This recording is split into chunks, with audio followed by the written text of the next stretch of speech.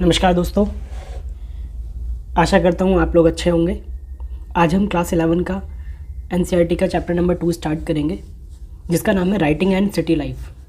तो सबसे इम्पॉर्टेंट है कि इसमें हम पढ़ने वाले हैं कि जो डिफरेंट टाइप की यहाँ पे सिविलाइजेशन थी ऑल ओवर द वर्ल्ड, तो उसमें जो एक इम्पॉर्टेंट सिविलाइजेशन है इसका नाम है मेसोपोटामिया, उसके बारे में हम जानेंगे। तो सबसे पहले देखिए कि सिटी लाइफ बिगिनस इन मेसोपोटामिया, कि सबसे पहले अगर हम बात करें कि जो शहरी जीवन है उसकी शुरुआत मेसोपोटामिया में हुई।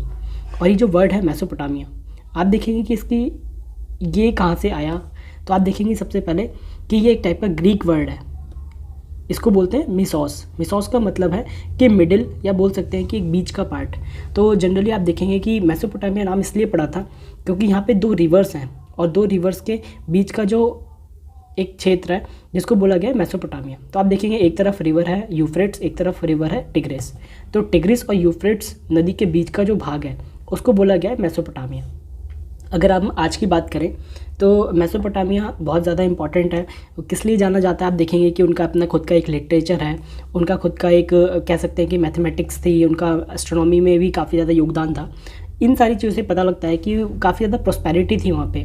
ठीक है, काफ़ी सारी चीज़ों में वो कह सकते हैं कि उन्होंने कई बहुत सारा वर्क करा हुआ था। ठीक है, तो यहाँ पे हम देखेंगे कि ये जो मेसोपोटामिया है वो कहाँ से लेकर कहाँ तक फैला हुआ था। तो अगर आप देखोगे कि नॉर्थ में मेडिटेरियन से लेकर सीरिया, टर्की, इन सारी जगहों में भी ये फैला हुआ था। ठीक है, और अगर हम बात करें सबसे इम्पॉर्टेंट है कि इनका रिलेशन जो इजिप्ट है वहाँ तक भी था। तो इजिप्ट के अंदर अगर हम देखें तो वहाँ पे भी जो मेसोपोटामिया की भाषा है उस भाषा को लोग पढ़ते भी थे, समझते भी थे। तो कहने का मतलब क्या है कि इनका जो लिटरेचर है वो वहाँ तक यूज़ किया जाता था। सेकंड बात है कि यहाँ पे अगर हम देखेंगे कि इस परंपरा में आपको क्या क्या चीज़ें प्राप्त हुई हैं, तो इस चैप्टर में हम बेसिकली इन सारी चीज़ों को हम ब्रॉडली डिस्कस करेंगे। तो सबसे पहले देखिए, in the beginning of recorded history the land mainly the urbanize south was called Sumer and Akkad. तो आप देखेंगे कि इस जगह पे जो शहरीकृत हमारे पास भाग है, ठीक है, इसका जो साउथ का पार्ट है, साउथ के पार्ट में अगर हम देखेंगे यहाँ पे एक जगह है सुमेर और अक्कड़। इनको कहा जाता था, एक जगह को कहा जाता था सुमेर और एक को कहा जाता था अक्कड़। ये जो दो इंपॉर्टेंट जगह है, काफ़ी ज़्यादा हम कह सकते हैं कि इसका बार बार यूज़ होगा, तो आपको ध्यान ही रखना है। और आज से लगभग 2000 साल पहले, ठीक है, 2000 ईसा पूर्व की बात कर लेते हैं हम यहाँ पे। तो बेबीलोनिया नाम का एक शहर था जिसको बेबीलोन बोला गया है यहाँ पे, वो भी एक इम्पॉर्टेंट आपको शहर दिखाई देगा। ठीक है, तो इस शहर को बाद में बेबीलोनिया बोले जाने लग गया। लगभग 1100 ईस्वी पूर्व से जब हम देखते हैं यहाँ पे कई सारे जो राज्य हैं वहाँ पे हमारे पास एस्टेब्लिश हो चुके थे। ठीक है, और जो यहाँ पे जो असीरियाई लोग हैं उन्होंने यहाँ पे उत्तर में अपना कह सकते हैं कि अपना जो शासन है वो करना शुरू कर दिया था। The first known language of the land was Sumerian. तो यहाँ की जो पहली भाषा थी वो कौन सी लैंग्वेज थी, उसका नाम है सुमेरियन लैंग्वेज।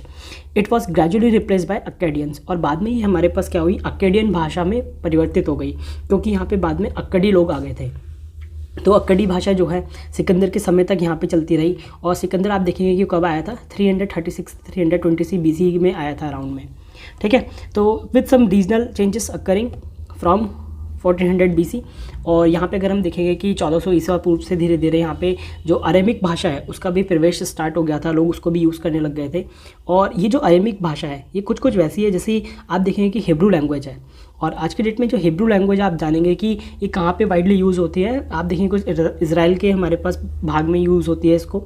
और अगर आप देखेंगे कि आज भी कुछ जगहों पे इराक में भी इस लैंग्वेज को क्या किया जाता है, यूज़ किया जाता है।